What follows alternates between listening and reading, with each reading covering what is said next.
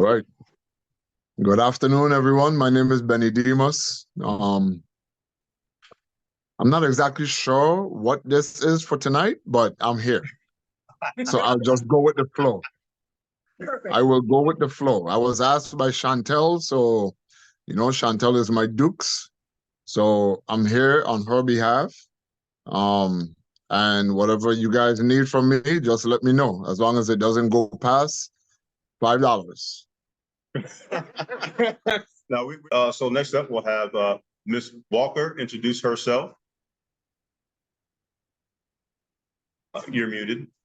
Okay. Good evening. My name is Nourish Walker. I am an artist and art educator on St. Croix Central High School, and I actually initiated the iteration of Youth Art Month on St. Croix in 2006 when I first came back from getting my master's, and then Aria joined on with me and has expanded it to what it is today. Outstanding. Well, thank you so much for being here. Thank you for having me. Mr. Henry. Good evening, all. My name is Kendall Henry from the Virgin Island Council on the Arts. I am the Arts and Education Coordinator for the territory, based out of the island of St. Croix. Definitely a pleasure to be here among these wonderful panelists. Hope to have a great discussion tonight. Thank you so much for joining us. And Ms. Schuster Brown, my apologies. Good evening, everyone. Again, my name is Eliana Schuster Brown, and I am an educator, an art educator for a local homeschool, and I am also a professional artist. And I think I'm an advocate for the youth, so I look forward to this panelist discussion.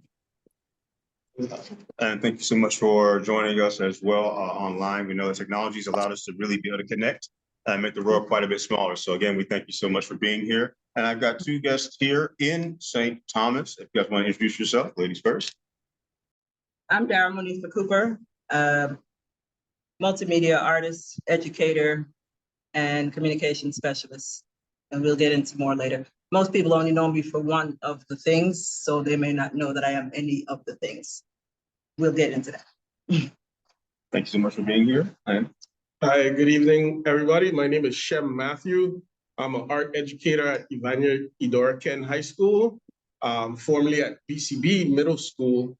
I'm an artist, illustrator, and just art advocate. Thank you so much for being here. And again, thank you to everyone who's taking the time out of your day to join us this evening. We know your time is important. And we thank you again for taking that time to be with all of us, those who are listening online. And we do have some people here in the Children's Museum sitting with us today. Thank you all for being here and taking time out of your evening as well. A couple of housekeeping rules. Please put all your phones on silent. Again, if you are not talking, for those who are online, we ask that you would please mute your microphones so that we don't have overlapping audio. And we also ask that if you guys have anything that you want to say specifically, feel free to raise your hand. I can see everything that's happening here on screen, and we'll definitely highlight anything that you really want to pick up on as we go through this discussion and this dialogue. As we are moving through, we have just a couple of topics that we're going to discuss this evening.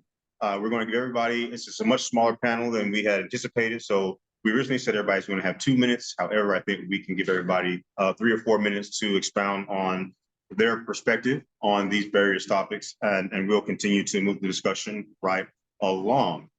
With that being said, we're going to go ahead and open the floor up to the conversation around youth art. This is Youth Arts Month, and we thank the Children's Museum for hosting this and for facilitating this opportunity for all of us to speak together. And so let's talk about why art is important to our youth. And I would like to go ahead and start with our online guest. Again, Benny, if you want to lead us off, why do you believe that art is important to our youth? And when you say art, you're talking about illustration, drawing, or art as in being an entertainer, performer, any of the above? All encompassing, yes. All encompassing. Well, for myself, I started DJing and entertaining since I was 10 years old. I was in the 4th grade. I started learning how to play saxophone at the same time in the 4th grade. And those two things especially DJing and playing the saxophone has taken me all the way through college until it was time for me to leave just school itself. And then I continued on into just the DJing field. But the importance of it for me from back then to up to now, it has taught me a lot about being timing, because, you know, in a band, if you miss a note, you can't go back and play the note. You got to just continue on. So it keeps you right on time at all times. And I've always lived my life that exact way. So if you tell me, yes, we're starting this thing here, like today at 6 o'clock, I'm going to be on 5 minutes, 10 minutes before, because I respect time. And I'm always going to make sure that I'm timely. Now, I'm not one of those entertainers who didn't grow up in a band that would come on an hour late, you know, pretty much when everything is over. So these type of things to me is very important as a youngster, because you can really take it on and it can groom you as you go on in life. You can utilize these things as things to keep you sharp, things to keep you on point. It gives you a chance to give respect to people's time, to your own time, you know, that type of stuff. So I hope that answered the question from my part. It absolutely did. Thank you so much for your input on that. We'll move right along to Ms. Walker. Okay, so obviously, art means an enormous amount to me. I've dedicated my entire life to the visual arts. I studied it in college. I have been teaching it for 29 3/4 years.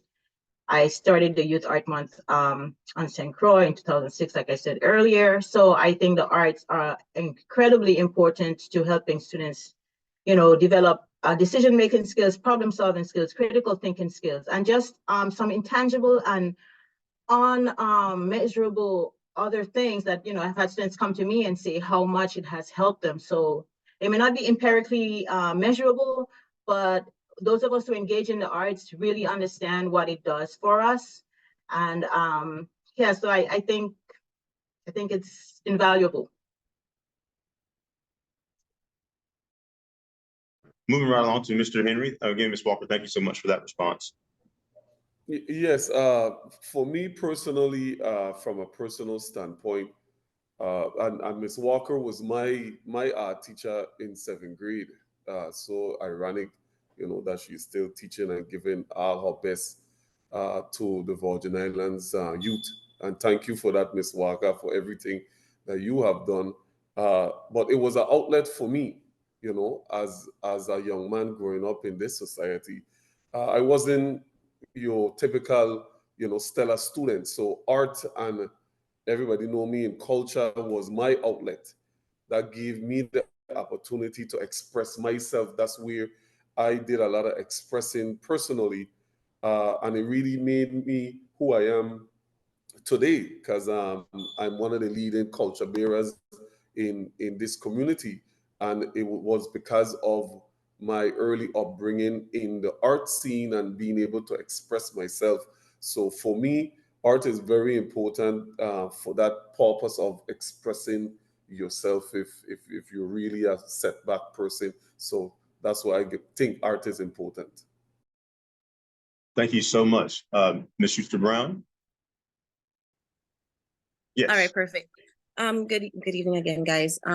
So like many of you said, art has very good, strong significance in our community. Myself, I grew up in an artistic family. I've always been around performing arts. I danced since I was 3. I've always been a painter, interested in illustrations, and it was always an escape for me.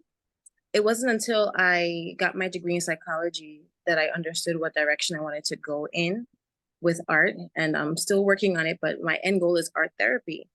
Because of my own personal experiences, I understand the value of being able to self-express, whether it's nonverbal or verbal. You know, we have the poetry, we have, you know, acting, we have singing, we have illustration and painting, like anything that's anything that you can create with your hand, your mouth, your body, your mind.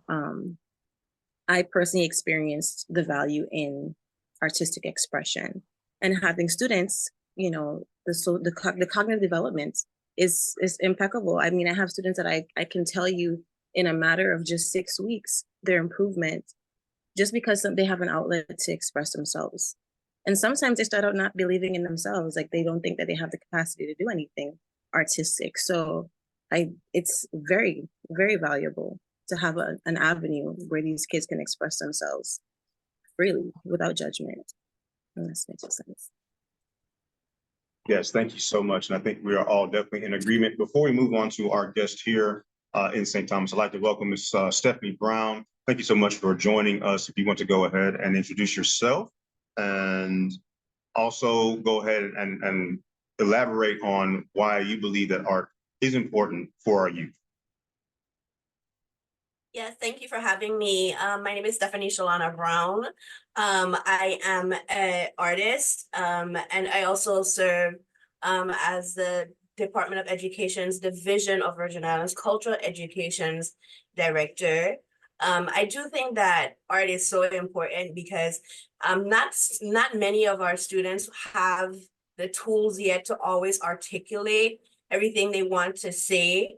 And I found that, you know, through art and even giving them exposure and the tools to say the things that they want to say, or even just ponder on it just a little bit longer. It gives voice. For me, it's helped me explore. I don't always pretend to have all the answers, but I think most of all, art gives everybody the option to explore and to have conversations, and that life isn't always about the literal talk, but that art can even expand into bigger conversations, international conversations, to rooms that you haven't even been in, to share your voice through your sound, but through the conversation of visual. Thank you so much. And again, thank you so much for joining us. We'll move right into our guest here on St. Thomas. Again, ladies first. Okay, again, I'm Darmanifa Cooper. And while some may know me on the educational part of my being, I've been a musician and a classically trained musician since I was 5 years old, but I use art for therapy. So that means not only in helping to teach students or people in the community with our Saturday programs or whatever, whether it's African drumming or graphic design or photography or videography or any of those things that have been taught, how to use those as channels for whatever is happening within you. So art can do anything and it can be useful for everything, but therapy is the place where I usually tend to want to hone in on. I've taught music, but I always end up leaning more towards how does this help you to feel? You know, and there are other people that are doing other things with it, but I don't know that there are enough in the field mixing the arts with therapy. Thank you so much for that. And last but not least. Good evening, everybody. Again, I'm Shem Matthew. Youth Art Month is important because I feel it brings together a community. It brings together culture. It brings together understanding of different communities and different cultures and different ways of thinking. There's different types of arts. Like I remember one time I told somebody I was an artist and they asked me to sing something for them. Then I from that day on, I had to make a correction and tell everybody I'm a visual artist, you know, because art has about 13 pillars of different types of arts. You have architecture, you have graphic design, graphic arts, you know, even landscaping design is a different type of art. So having the students or having people understand there's different areas that you could take your talents into, even if you're in engineering, in order to in order to design the new part, you have to sometimes draw it. And having that understanding of art helps you to bring together your mechanical or engineering side and your creative side together. So again, it brings things together, brings people together. We're in this room, different people from different backgrounds, and this conversation is bringing us together. And I think that's what's important. And it also helps our students to think of things on a broader scale instead of being isolated to just your community. Because when you see art from different communities, it brings some sort of inquisition, like, why is that there? Why do they do like things like that? And therefore, you can bring a higher learning aspect to the community. And that's why I feel that art is important for Youth Art Month. Thank you so much for that. And thank you all again for all of your perspectives. I believe that it's important to note that art does in fact cross a multitude of industries, a multitude of genres and different types, different modes of art. And you all encompass that as you are all here and you all have different specialties.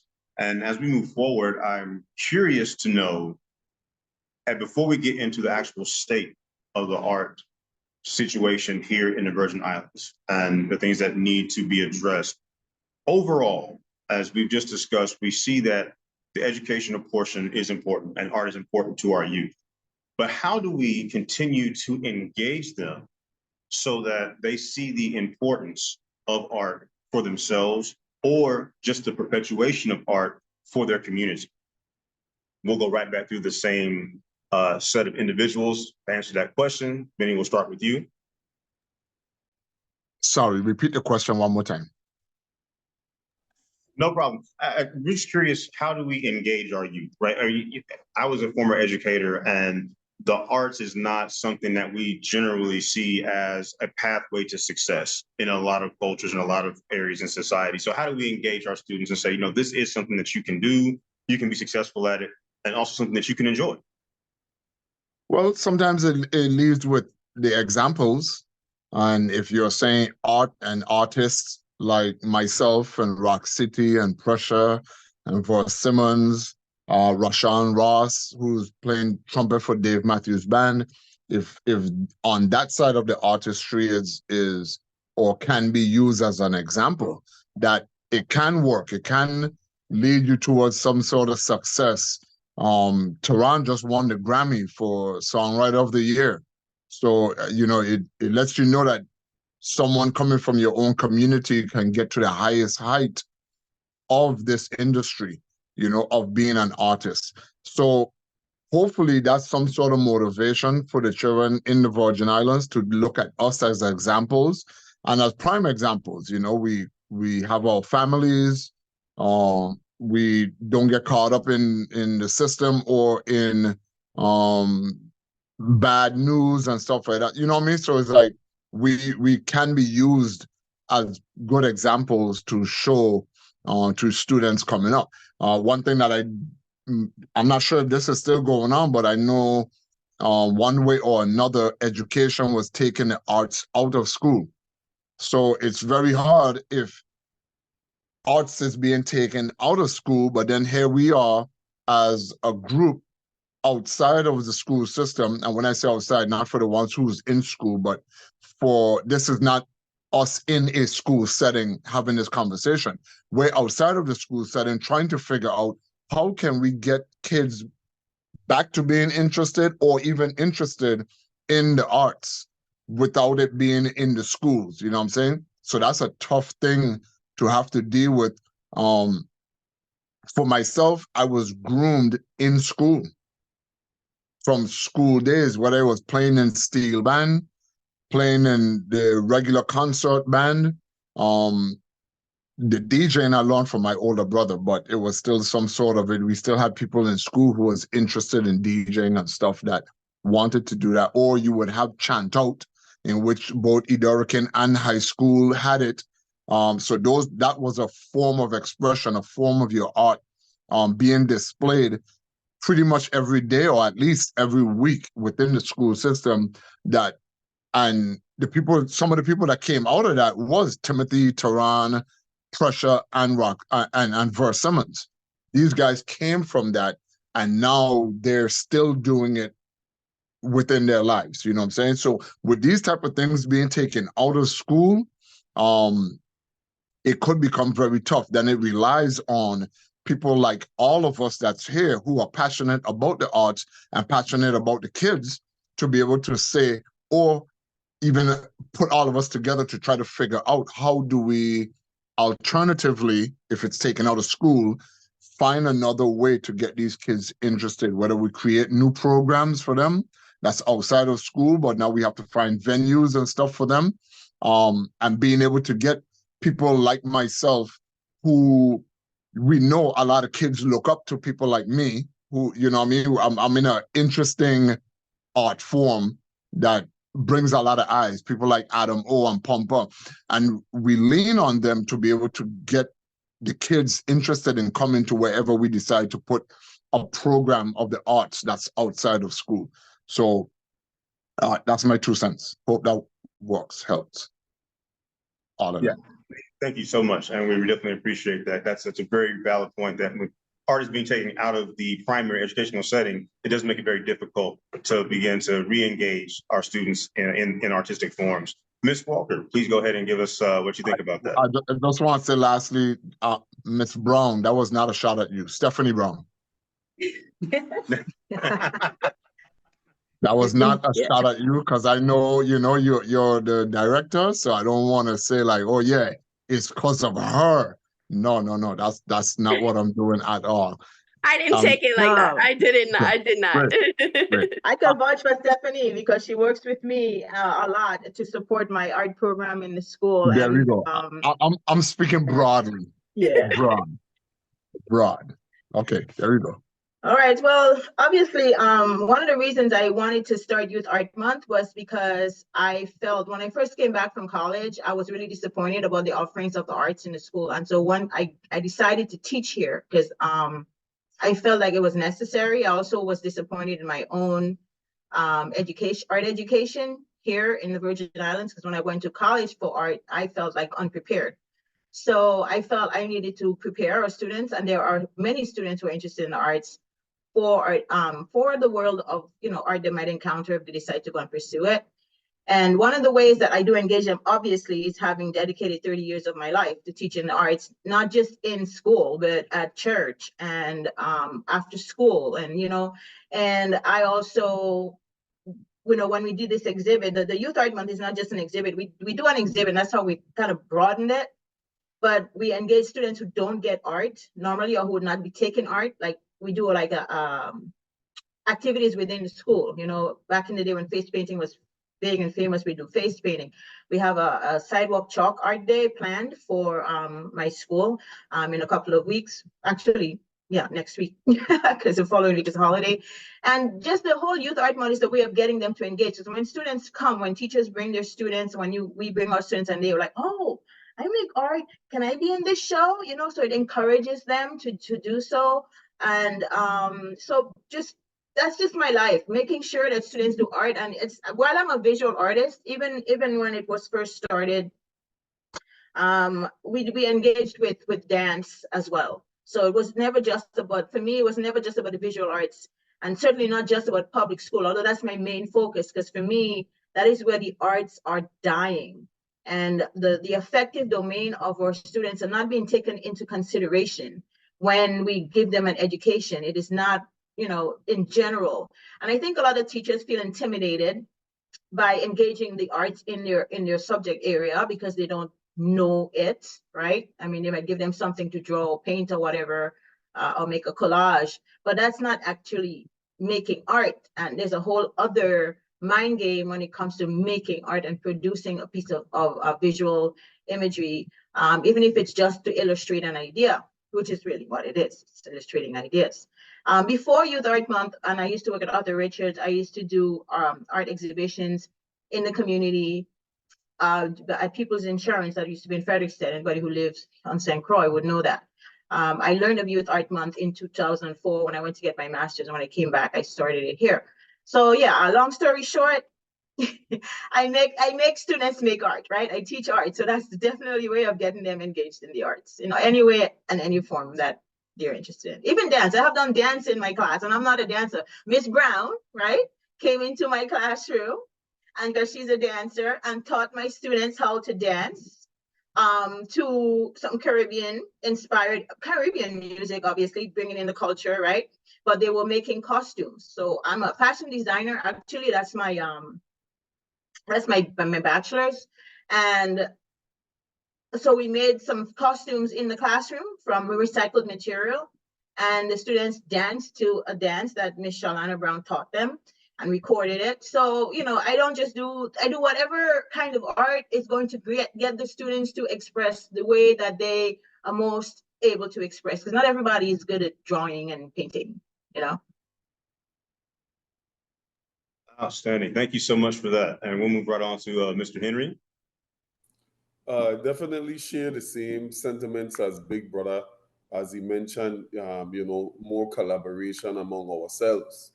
You know, because we in this room with all great Virgin Islanders, and we definitely could do a lot more if we pick up the phone and we call each other and see what we have to offer. You know, here at the council, you know, we have a lot of support. You know, you could call me, you could call the office in St. Thomas, and we definitely will give you that support from the council standpoint. But I believe in collaboration, definitely working together, especially in a lot of areas that really fall short, you know, because we don't want to see arts taking out the school completely at all, because, you know, that's detrimental to our students' then progress, and we don't want to see that happen.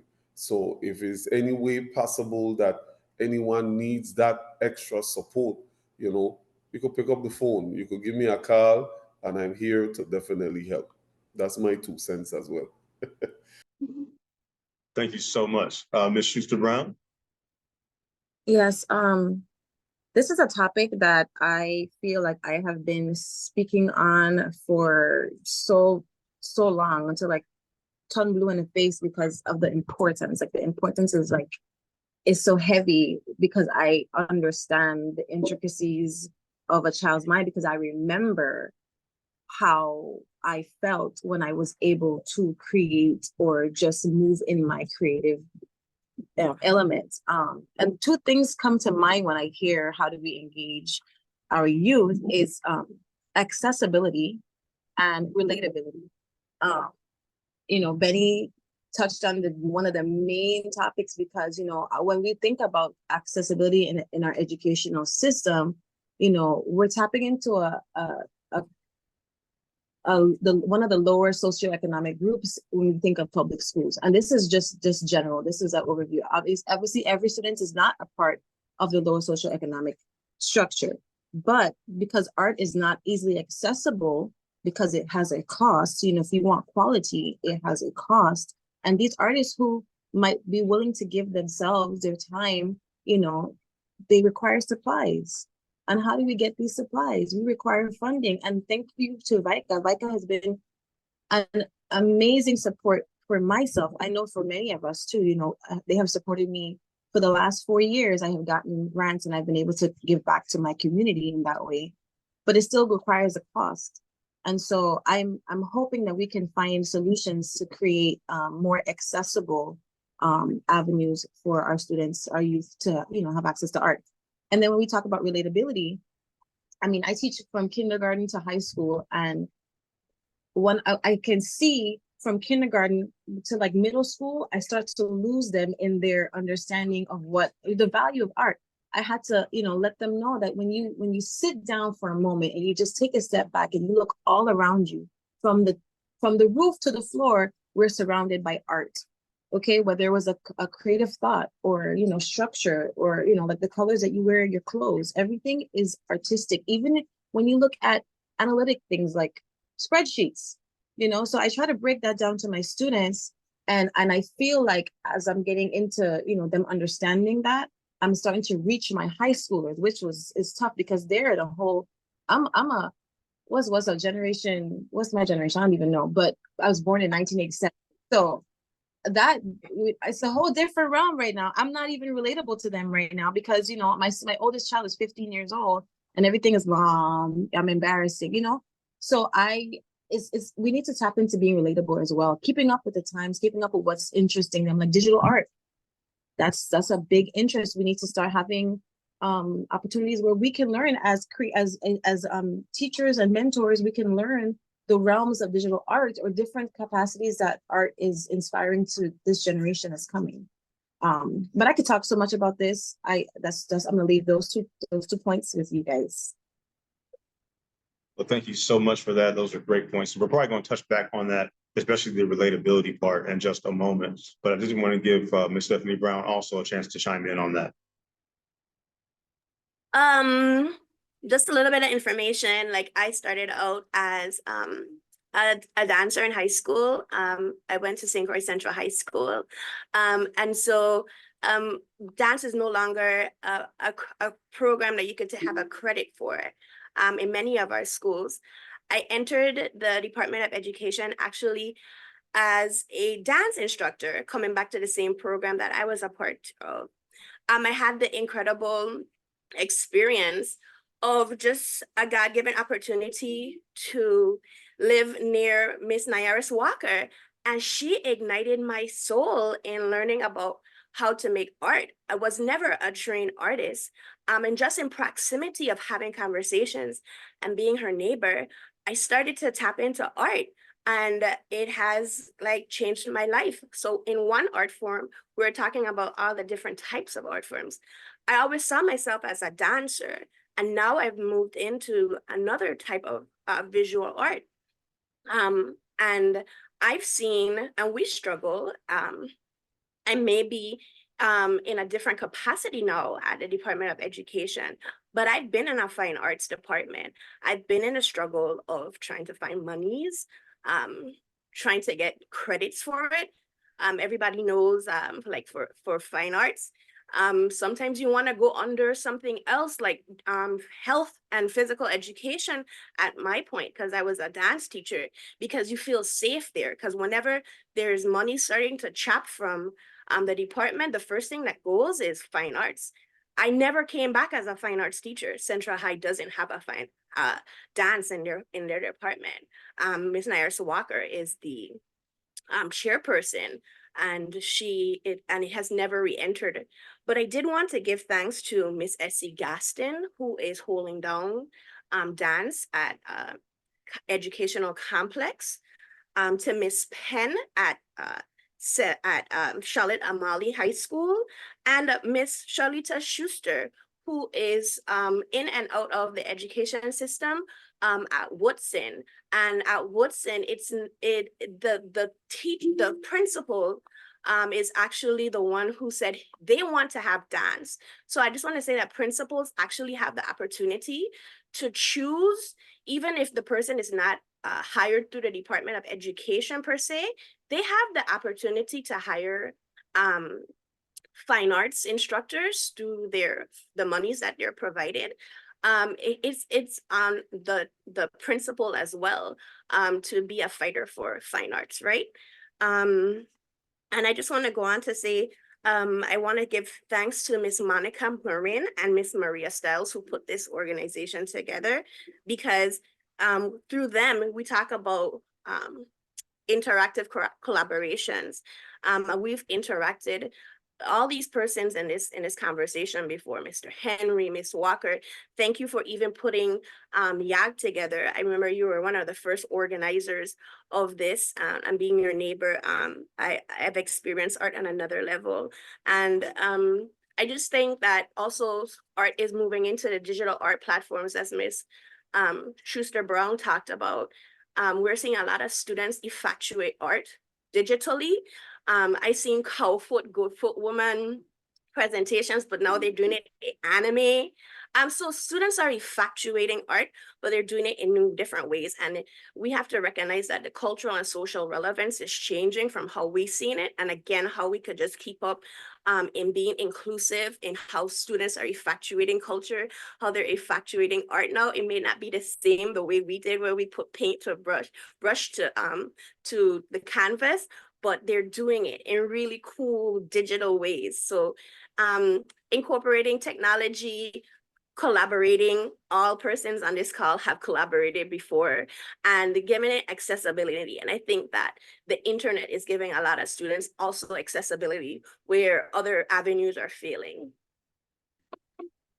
Great points, and thank you so much again for your input. We'll now turn back here to the two guests that I have here with me. Actually, today I'll have Mr. Shim go first on this one. All right. As an educator. So I've had this thought on my mind a lot. And one thing I believe is we have to get the community and culture involved in understanding what is art, what is visual art.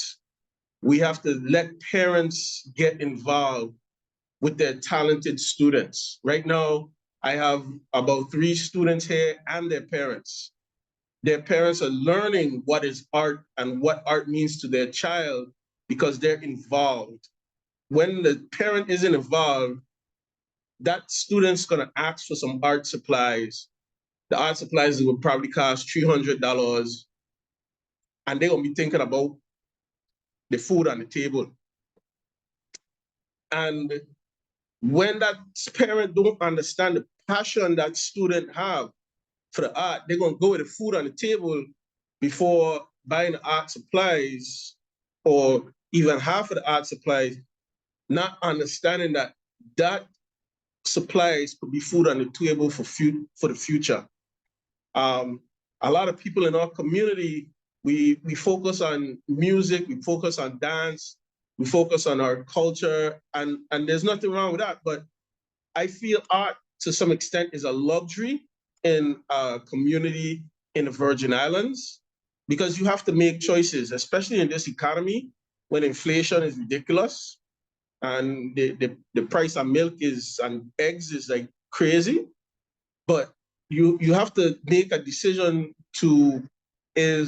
am I going to get this or that? But we could all do our part in sharing the information about what visual art is. And one question I ask a lot of my students, do you have art in your house? If you look behind me, there's art on the walls. A lot of homes don't have any art on the walls. To some extent, we have to remind yourself, as some of us live in transition places. If I'm only renting for 3 months, 4 months, I don't have any time to decorate. And that parent is not going to understand the importance of art because they're in a transition. But understanding how important art is to your child, to the youths, and giving them opportunities and pathways to succeed in something that they're passionate about. For myself, I went to Savannah College of Art and Design in 1994. That's 30 years ago. I don't feel like the art in the Virgin Islands has changed much from 30 years ago. When I went to college, I felt ill-prepared because we never studied art history. We never studied words related to critiquing the art. They asked me what contemporary mean. I never heard that word before. But now what I do to help myself teach the students how to be engaged is I bring the community as much as I can into the classroom. Anytime I'm doing something outside of the class, I bring it into the classroom, like, hey, this is what I'm doing this weekend. This is what I'm going to be going to this weekend. And I work in part with a gallery, 81C, and we try to promote art through the gallery. If we have a talented artist, student artist, and they want to have a pop-up show, if we talk to the management at 81C, we make it happen. I talk about Miss Combs at Mango Tango. When Mango Tango has an event, I let people know, hey, Mango Tango is having this event. It's just like 3 hours. Come out. I bring it into the classroom. And I try to teach, how you say, the administrators the importance of the arts. Because they have a lot going on, student discipline, these students going on this field trip, these students going here, these students going there. And the arts are like, oh, I just drawing pretty pictures. These pretty pictures could turn into a career for somebody. And it's you're lessening their passion. And what I've noticed, just like what somebody said, after middle school, like you will have somebody so passionate about art, but by 9th, 10th grade, no, don't want to do that. I'm hosting an art exhibit on the 6th of April at 81C. And I'm sharing with students, like, hey, be part of this. They're like, no, I don't want that kind of attention. So we have to bring the community and show them how important it is for them to acknowledge this is a viable pathway. Absolutely, could not agree more. And before we wrap up this question, we'll let Dara finish up here. Yeah, so all of the above are needed if we're talking about engagement. And as an educator, as well as an artist, I remember Savannah College of Art and Design was my #1 pick in high school. And I was getting awards for graphic design and photography and got a scholarship to Savannah College Art and Design, but it wasn't a full scholarship. So the finance is another part of that in order to get the exposure that maybe we can't or have not yet been able to do fully here. And that should change because there's art everywhere here and the art is everywhere here. But what is it going to take for that to happen is the question. And I think a lot of the people in the room may have some of the solutions to that. But getting the word out, as a youngster growing up in the public school system here, the communication arts showcase is what I was put in. So a lot of my art is verbal. So writing poetry and doing all those different types of things, public speaking, both of my degrees are in communications. I use all of the arts when it comes to communications, not just for the new media journalism. So I ended up going to Full Sail University for new media journalism, and that allowed me to mix my writing, my photography, my videography, my music, and all of that stuff, as well as the social media, in order to help to get information out in ways that are more effectively getting received by people. Because nowadays people don't just want words. Only certain people want words. Only certain people want photography. Only certain people want certain types of music. And I said earlier, like, I started with classical music, but then I went into jazz, then I went into all sorts of other things. In high school, I was reading fake books and playing jazz and doing all this kinds of stuff. And then Rising Stars was something else that came in, and I was a member, and then I was an instructor, and it's from one thing to the next, and teaching music in the schools and teaching African drumming. But in everything, we had to use those same things in order to help get information out. So words were part of it, but mixing the words with the various forms of media, and then the forms media in terms of like art forms, and then actual media to get it out, whether it's the radio, because we're still very oral tradition here. I mean, word of mouth is always going to be #1. I don't care what AI decides to come up with later. Word of mouth will still be #1, but we just use the different platforms with AI, with word of mouth, in order to increase word of mouth. That's really all it is. So engagement is usually my #1 thought when I'm doing things, because as an educator, coming from educators, being surrounded by educators, I'm always like, okay, so that looks nice, but is it functional? You know, and if it's not functional, then are we just doing this for entertainment? And if we are, then fine, if that's what it's about. But if we need to actually do more than that, then we need to think a little deeper in the planning stage. And it can't just be, oh, let's do this and it'll be great. No, what's the next step after this? And how are we strategically doing this? And how are we going to communicate it to those who need to be communicated to, who have the power to make changes and decisions? Because if you're not thinking about all those steps, then you're going to have a nice thing and it'll look pretty and it'll sound nice. And then we move on. So communicating, thinking through the process of how is it going to impact change on who, in terms of audience, like, who is this for? And sometimes people tend to say, oh, it's for anybody and everybody, but that doesn't help you to be strategic. So the arts, to me, is the main character, and it's also all of the tangents in order for us to be able to get information out. And one of those arts has to be based on strategic communication, and communication from the planning stage all the way through execution. That was a mouthful, and definitely. Can I add? Yeah, go right. I've got several hands up, so we're going to keep this You going. have to think about sustainability, in addition to the planning, because you know some things like when I talk about art supplies in my school, I try to, like, you know, it'd be nice to get some art supplies, but how sustainable is 5 watercolors gonna be? You know? Great art, great point. Ben, you got a hand up? No, sorry. Yeah. So I'm not sure how many of y'all have followed my career, but I'm also an actor. Okay, and I know acting is part of the fine arts and stuff like that also, right? So I've been in several movies and TV shows, commercials, music videos. I've made some of my own independent films also. And one thing that I want to make sure I make a point is that my mother didn't know anything about anything I was into unless somebody complained about something I was doing. Okay? So I didn't know I was acting until I became a grown man.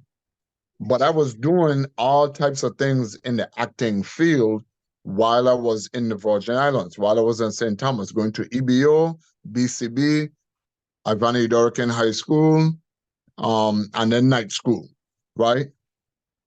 But there was so many different things that I was doing that was a form of acting. I just had no idea that's what it was called. So the education part of it was very much so lacking for me.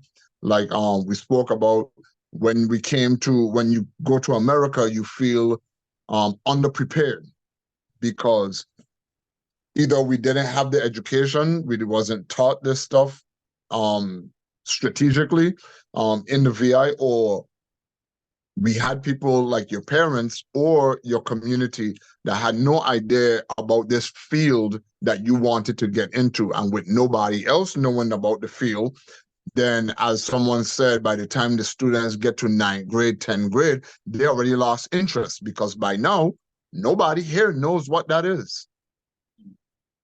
So the only thing that it could do is pass you off as, oh yeah, that's the boy that'll talk to himself. He crazy. You know, anybody that's in their field by themselves, they consider that person crazy. Anyone that's dedicating themselves to their field, they call that person crazy, only because there's only 1 or 2 of you that actually do it. So I think it's very important for us to try and figure out ways to embrace the people that are doing these things within the fine arts, and being able to have a place where they can actually bring them here so we can fine-tune them much better in all aspects of it, whether it's in the drawing, in the acting, in dance. You know, we need, I think the Virgin Islands really needs like a boys and girls club type thing that can really, you know, help these kids outside of the home and outside of school, you know, to really help them push and get forward with anything. And again, any of you guys that's doing a thing and you feel like you need my help in any way, my expertise, my ear, eyes, upliftment, any of that stuff, please use me. I always tell people that use me as much as you can, because when I was coming up, I didn't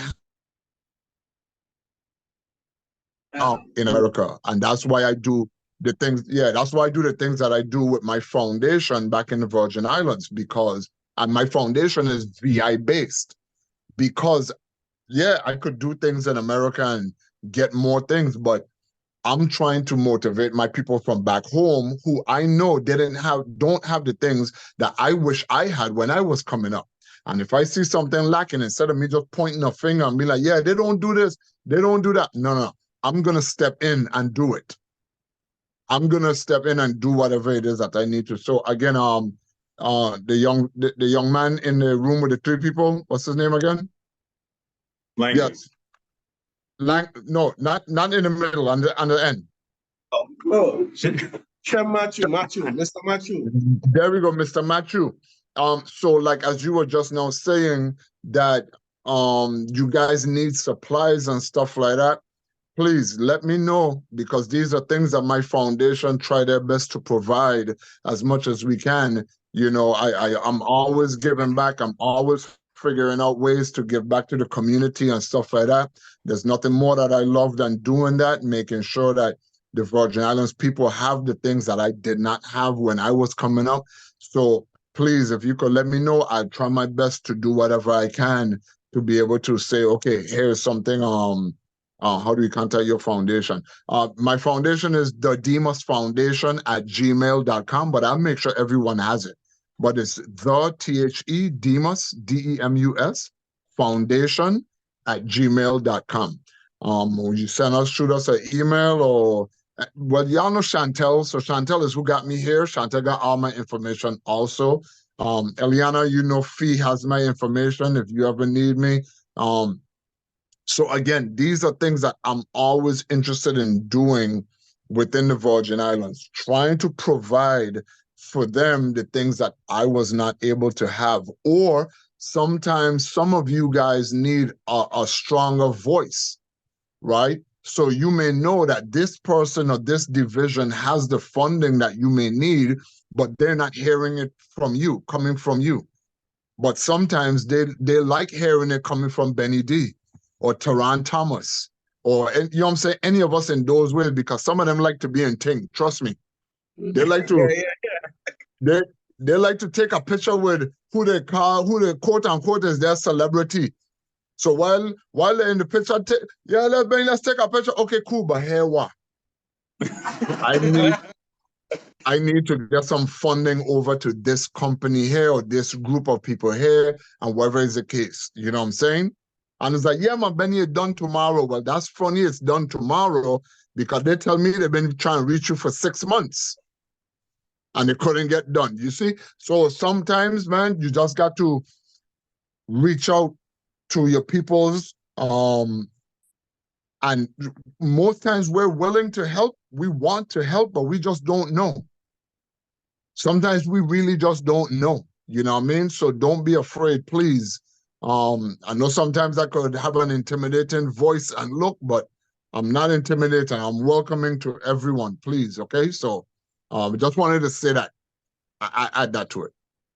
Yes. Sorry. Thank you so much. Thank you so much for that. And that's great. And we're going to continue to talk about communication, because I believe that is one of the foundational issues that we're having on a multitude of levels here in the VI is lack of communication, whether it's getting information out or it's getting information to the right people. As you just mentioned, you know, there are individuals out here who are willing to support, willing to do the work, willing to facilitate these things happening. And we just have to be unafraid to reach out and say that we need help, which is something that we all struggle with, period, as individuals and as collectives asking for help. So appreciate you being willing to support and say that, and let everybody know that, you know, you are here and your foundation is here, and all of you all are here to do the same thing. Henry, you did have your hand up. Yeah, I just want to make a point, because I know it was mentioned several times, and of course the topic came up about supplies. But when Shalana mentioned about music and motion director going to Woodson and teaching dance as an independent, and Ileana does it as well as an independent artist, go to several different schools and teach art. The Virgin Island Council and the Arts definitely have funding, and you can apply as a school for supplies as well for your programs. So of course they have some legwork that needs to be done, but that's why the staff is here to help and to support you to get those funding for those type of supplies. Even schools that don't have art teachers, don't have dance teachers, you can apply for funding to hire teachers to teach those different art disciplines. So really and truly, I know the question will come up, the funding will take so long, but again, we have to understand where we are and who we're dealing with, and that, but the funding do come, and I gotta say this, the funding do come. So nobody can say they never get funding. If they apply, they get awarded, but the funding never come. The funding always come, but again, it's there to apply. And I was gonna definitely ease it in somewhere at the end or in between, that the Virgin Island Council and the Arts, we have funding. We're looking for schools, individuals to apply, organization, churches, and all for art projects to come our way. So we're here to support as well. Like Big Brother Benny said, give we a shout out. And thank you so much for bringing that to our attention. Again, for everybody who's listening, both here and online, definitely take heed. These individuals, there is funding. There are individuals who are interested, who are willing. So for those who may not know where to start, who may not know what the pathway looks like, we are all here right now. And you have an opportunity to reach out. We'll definitely be following up and making sure that contact information is available so that we can continue to generate the interest and also create the mechanism that allows our youth to continue to explore the arts. Ms. Walker, you have your hand up? I just wanted to mention, and Youth Art Month is a private initiative. The Department of Education does not sanction, support Youth Art Month. And what Kendall just said, as teachers, we have a lot to do, and yet we still do. A lot of us apply for art supplies. Much of the art supplies I have gotten throughout the years is through writing to VICA. However, the Department of Education has funding for so many other of these subject matters, but they do not supply the art teachers. And I can tell you that from school in St. Thomas, like Shem just mentioned, and all of the schools in St. Croix, and there's like a handful of art teachers, whereas there's hundreds of math and English and science and history teachers who get their textbooks, who get their monies for whatever the things that they need. To a certain extent, I'm sure they will complain a little bit as well. But we know as art teachers, the Department of Education gives us zero. Over the last 30 years, I've had 2 principals give me some funding from their Empress funds. 3. After 30 years, I'm 29 3/4 years I've been teaching. 3 principals have given us funding for, and in those 30 years that I've gotten funding. So I'm just wanting to, hopefully, as Mr. Demas mentioned, that maybe we can use people like him in his position to put a little fire under them so they can provide us with funding. Because to apply to VICA right now, you have to go through so much red tape with the SAMS.gov that is so intimidating for individuals to get through. That is part of the reason why funding is not probably as high as it used to be in the past before that came along. And some teachers just won't go through that. They're just not going to bother. I literally had a principal who wanted murals done at the school, but he would not put his name to the paper to apply for SAMS.gov to get the work done, because to apply for school programming through VICA, you have to get the principal's signature and approval. But he didn't want to put his neck out there to apply for the grant. But he wanted, murals. And I thankfully was able to find a friend who had an EDC company who wanted to offer some money. And so much they don't trust the Department of Education, they didn't want to give it to them directly. They wanted to give money, but they wanted to make sure it was going to be used for the thing they wanted to be used for. And so they found a way, and we got those murals done. But so there's something that's so much more pervasive than people in my position can take care of, Thank you for that input.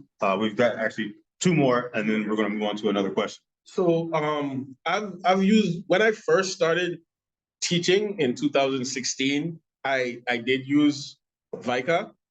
However, like Ms. Walker said, the SAMS.gov situation that changed from DUNS number, that changed to some, like, it's just on top of my duties as a teacher, it kind of becomes overwhelming as an individual. And I just recently started teaching at Idorican this year. So I have a counterpart, Miss White, and she's awesome. But when I was at BCB from 2016 to 2023, I was there by myself. There was only one art teacher down there. And as much as I tried to do, I couldn't really consistently get the funding. I'll get grants from, or donations, I would say, from people in the community. The Seawalls project that was spearheaded by Howard and Javon down at UVI, the remaining paints from that mural Seawalls project was donated to me. And I'm using it in the classroom right now, getting ready to do some murals. The Department of Education at one point last year had a STEAM, science, technology, engineering, art, and math initiative that I was spearheading as well. And we tried to get murals in every school. But one thing about, for me, is that, and I realized through the STEAM initiative, some students, they're learning. That's why they're students. However, adults see their talent and think they can do anything. And that's not the case. This is not an art sweatshop for the students. They have never touched paint before. They draw very well, but they've never touched paint. And then some students, like one student here who's Johnny Greenaway, he is awesome in digital art. Amazing digital artist. And then you have other students like, I call him Miss Francois. She's a digital artist as well. So putting that physical art, pencil, pen, paintbrush, like there's so many pillars of art and they are learning. So basically sometimes I'm the only artist on the job and I'm teaching them how to paint as well. So I've gotten donations in the art community on St. Thomas. I'm known as the art teacher because I canvas every place. I don't call it liming. Being an art teacher is the best thing to do. You can lime every place, just like, I'm the art teacher. Yeah, come in.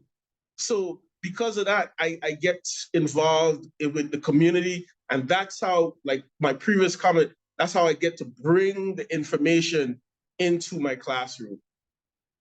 That's all that I add. Thank you. Do you want to add something else to add? I just want to add, oh, sorry. Oh, I'm sorry. One more comment, and Mr. Well, I just wanted to make a point because it was said twice and it was said incorrectly from Ms. Walker and Mr. Matthews, and I want them to understand that when they're applying for the SAMS number, you don't apply for it directly. The Department of Education already have one. You don't need to apply for a SAMS number. You're applying for the school under the Department of Education. So that process that you have to go through, unless you're doing it as an individual artist, then yes, you yourself has to put the grant in your name. But if I'm doing a grant for Alexander Henderson School, the Department of Education already have a SAMS number that they apply for federal grants. So you don't have to go through that, as you mentioned, as you make it seem, the long way of doing it, because it's already there. So again, give me a call. I definitely want to continue to help and definitely show you some other ways that you can apply for grants and easier ways you can apply for grants. Mr. Henry, thank you so much for that clarification. That is important information that I'm sure many people are very excited to hear about as we are all trying to find funding for the various initiatives and programs and projects that we are trying to develop and get off the ground. Did you have one more comment? Yeah, and just to veggie bag off of that, sometimes the communication piece, as you said earlier, is what's missing. Because I don't get the impression that Mr. Matthew knew that. No. And I'm just gonna put this out there. I don't know whose responsibility it is to tell Mr. Matthew within the Department of Education, or if we're gonna say what a lot of them end up saying, well, it's his responsibility to go ask the question. You can't always ask questions if you don't know that there's a solution at the end of the question that you don't know what it is to ask. So that's just in response to that. But I'm glad that Mr. Henry was able to say that so that you all and whoever else is going to know that. I know there are also some issues with not necessarily wanting to work with your schools. So I'm going to leave that right there too. But just being real, there are some other things. I was going to get to the piece on what someone else mentioned earlier in supplies. I've been in the situation teaching in the schools, teaching African drumming, where the schools did not have money to go buy African drums. They didn't know the point in buying African drums. Why do we need African drums in the Virgin Islands? What a strange idea. When most of us are from West Africa, if we have roots in the Virgin Islands, right? So we end up having to, again, find an advocate. So wherever the art advocates are, we need to know that as well, and that be communicated. To go ahead and purchase the drums for their nonprofit. And then we took the drums around different schools and around different islands to not only teach the students, but also to teach the teachers. And you took the students who were the most challenging students to deal with. And when they start drumming and other things happen, we're able to see what happens. And that's just one art form. We know the same thing happens with many art forms when you take the so-called challenging students. We know why they're challenging, because they don't have enough expressive arts and other things. There are many other things, I know. And we can go into mental illness and other things like that, and disability issues and all these things, and all of these things that we know that the arts helps with. But it's really important, because when I ended up getting the funding to do both graphic design and photography in school, as well as music, it was private school. So I was teaching drumming, steel pan, photography, graphic design at the Catholic school. They didn't have a problem with money, right? And we see this a lot. But when I'm at my public schools, and the public school that I went to, we had to go find money to go buy instruments and things that ended up helping, and then helping the children have opportunity to do other things. So it's a common issue. It's not new. We know this. I'm really ready for, okay, what are we gonna, we have to, and not a small fire, Niaris, I'm glad you brought that. We don't need a small fire lit. We need a big fire lit on solutions and strategies of who to go to that has the ability to innovatively figure out how to get some of these things done. Nothing is impossible. We're just not asking the right people who have the right amount of controls. And I don't know if there's been a think tank of artists in the community, not in government, although most of our community is government. I don't know that there's been a think tank of artists to actually try to tap into solutions. There probably have been, because there's nothing new under the sun. But it may need to be revived again, so we could work on figuring out those strategies and who the players are and what needs to be done. It may end up being VICA. It may end up being Community Foundation of the Virgin Islands, now that they have humanities funding. So the strategies are needed, and that's going to take communication among those of us who've been through it, and the young people of today who are going through it now and have another perspective to share that we didn't have. You guys brought up wonderful points. I'm thankful to be here. I'm thankful to be here with all you all, listen to everything that you all have brought to the table.